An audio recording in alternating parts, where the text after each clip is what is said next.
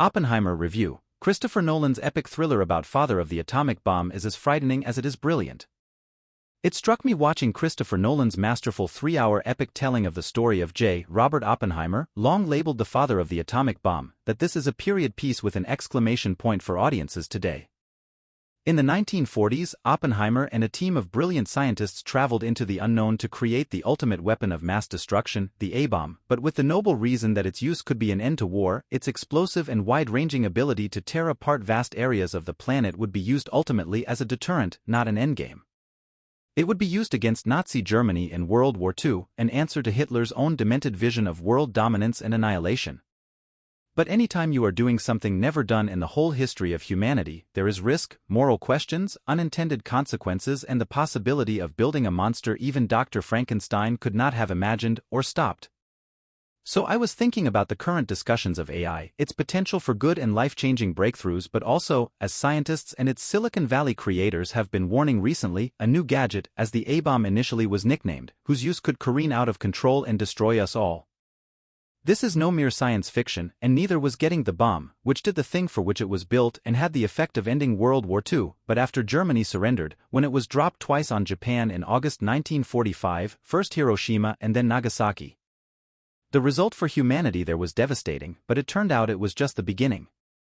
Nolan is simply an exceptional filmmaker whose cinematic sensibility is steeped in the classics but merged with modern sensibilities and tools to make one-of-a-kind visual experiences with real ideas about the world around us. With Oppenheimer, his interest is in the complex mind of J. Robert Oppenheimer, played by Cillian Murphy in his sixth collaboration with Nolan, but first as the lead, a complicated but brilliant physicist tasked with leading the Manhattan Project, the secret effort to create the nuclear bomb, a weapon so powerful it could be used to end war forever, in the right hands. Oppenheimer, a man with leftist politics even accused of being a communist, knew he could bring all the elements together, but also, as we see his story played out in an unusual first-person approach in Nolan's stunning screenplay based on the Pulitzer Prize-winning book, American Prometheus, The Triumph and Tragedy of J. Robert Oppenheimer by Kai Bird and Martin J. Sherwin, a moral conundrum gathering in his head as he begins to envision the dangers beyond a short-term use of a weapon that could and did spark an arms race and a new world order that changed us forever. Nolan's movie is set right at the start but serves as a fascinating glimpse into those who had it in them to pull off this remarkable feat but also had to live with its consequences, something we all have to live with today in a shaky time where the nuclear threat has sadly not gone away but only brought the doomsday clock closer to midnight than ever. How many times lately have we heard Putin try to make its use in Ukraine a possibility, even pointing out the Americans have been the only ones to ever use it so far? It is not a spoiler to reveal that Nolan ultimately chose not to show the horrific results of what happened the first time the Americans dropped that A-bomb over Japan. Instead we see it played out through Oppenheimer's haunted eyes, a far more effective and chilling approach, achieved with some superior special effects married to music. Ludwig Göransson did the pulsating score and superb, ear-rattling sound design. This ultimately is not an action spectacle or bomb-dropping war movie but a very human one in which its title character faces a moral dilemma shared by few in history, if anyone.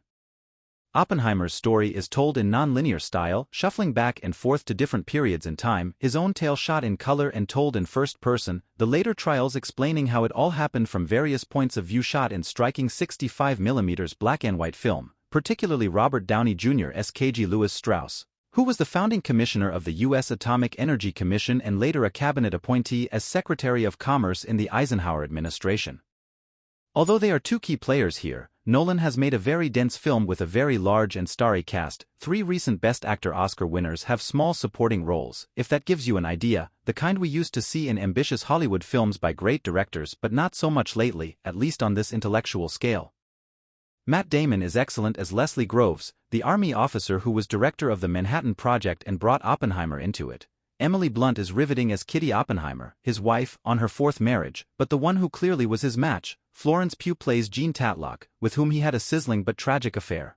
Josh Hartnett is full of his own energy as the lively friend and nuclear scientist Ernest Lawrence. Kenneth Branagh is Niels Bohr, a Nobel Prize winner in physics, who serves as sort of a mentor. Benny Safdie is great as Edward Teller, the theoretical physicist who pushed further into development the terrifying H-bomb, something Oppenheimer vehemently opposed, and on and on. Those 3 recent Best Actor winners have memorable, if brief, moments as well.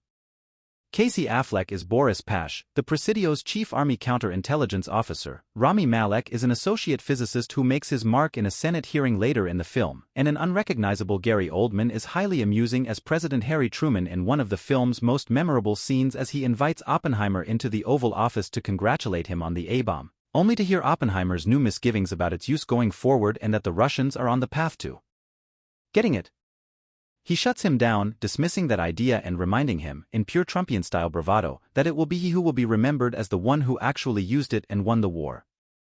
Shout-outs as well to David Dastmalchian as William Borden, a zealous nuclear advocate, Jason Clarke as Roger Robb, who was special counsel at the 1954 hearing to deny Oppenheimer's security clearance, Tony Goldwyn as Atomic Energy Chairman Gordon Gray, and Jefferson Hall as Håkon Chevalier, a key early friend of Oppenheimer's.